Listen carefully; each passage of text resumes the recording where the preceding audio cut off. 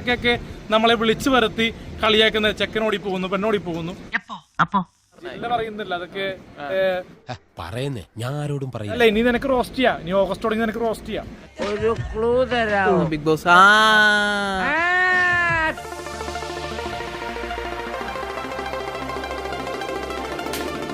എന്നതാ നിന്റെ പണി?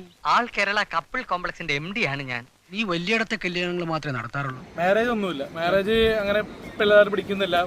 എവിടുന്നോ അടി കിട്ടിക്കാണ്.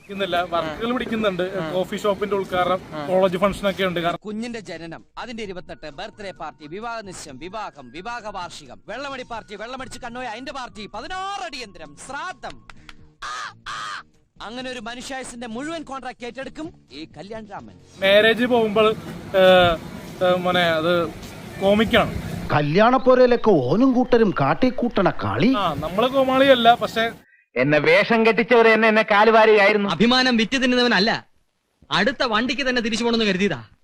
കാശ് 10,000-20,000 തരുമായിരിക്കും, പക്ഷെ പണം മോഹിച്ചല്ലേ നമ്മളെ അത് കോമിക്കാവും. സത്യം പറഞ്ഞ വിഷമം കൊണ്ട് ചത്താലോന്ന് വരെ തീരുമാനിച്ചതാ. അത് പോട്ടെ മോനെ ടെനി.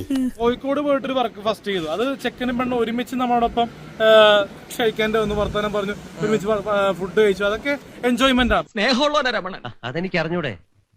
നീയെങ്കിലും ഉണ്ടല്ലോ എന്റെ കൂടെ, ബാക്കി എല്ലാവരും എന്നെ വെറുത്തോട്ടെ.